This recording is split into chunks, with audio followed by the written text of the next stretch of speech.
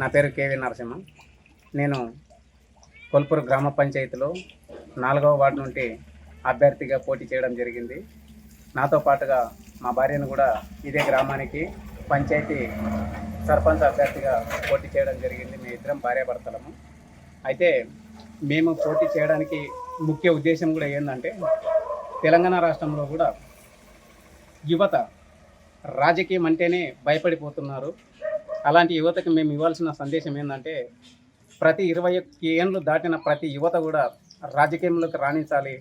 రాజకీయంలో ఉండి ఊర్లు బాగు చేసుకోవడానికి కానీ, మండలాలు కానీ, అసెంబ్లీలు కానీ, జిల్లాలు కానీ బాగు చేసే దాంట్లో యువత ముందుండాలని నా యొక్క కాన్సెప్టు. దాంతోపాటుగా మా గ్రామంలో కూడా మేనిఫెస్టివల్ అంటే ఒక 15 రకాలైన పనులు గ్రామ పంచాయతీ అభివృద్ధి కోసం చేయాలని కంకణం కట్టుకొని నిలబడడం జరిగింది. అందులో మొట్టమొదటిగా ఈ గ్రామ పంచాయతీలో నేనుండే వార్డులో 3 సమస్యలతో ఒక మేనిఫెస్టివల్, గ్రామ పంచాయతీ పరిధిలో ఉన్న 2 హామ్లెట్ విలేజ్లకు సంబంధించి ప్లస్ మా గ్రామం కొల్పూరు గ్రామానికి సంబంధించి టోటల్ మొత్తం కలిపి 15 మేనిఫెస్టివల్ పెట్టి దాన్ని ముందుకు తీసుకెళ్లే క్రమంలో, ఈ ఊరు అభివృద్ధి చేసే క్రమంలో మేనిఫెస్టివల్ని ఫాలో అవుతూ ఆ మేనిఫెస్టివల్ ప్రకారమే మేము ముందుకెళ్లాలని కోరుకుంటూ, ఈ జనాలు మన గ్రామ పంచాయతీ పరిధిలో ఉన్న 1500 వరకు ఓటర్ జనాభా ఉంది.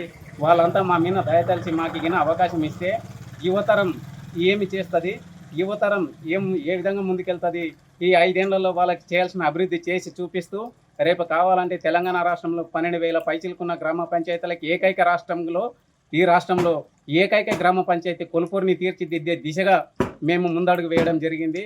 కాబట్టి మా ఊరు ప్రజలు, మా ఊరు ఓటర్స్ అంతా కూడా, ఈ గ్రామ పంచాయతీ పరిధిలో ఉన్న ఓటర్స్ అంతా కూడా మాకు ఓటేస్తూ, మమ్మల్ని అభిమానిస్తూ, మమ్మల్ని గెలిపిస్తే సంతోషంగా స్వీకరిస్తామని కోరుతున్నాం.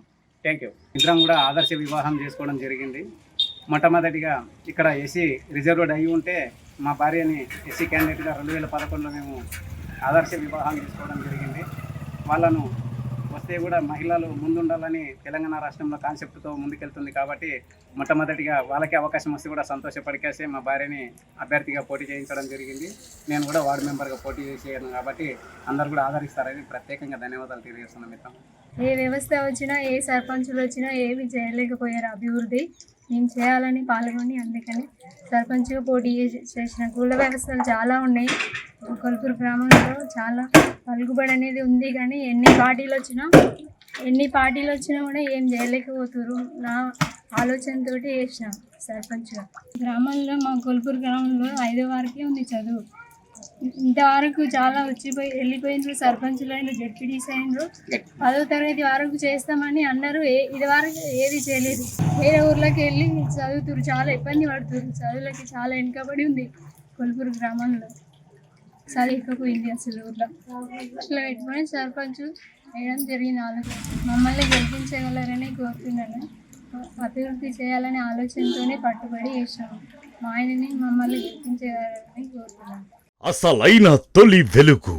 ఫాలో వాట్సాప్ @తొలి వెలుగు official.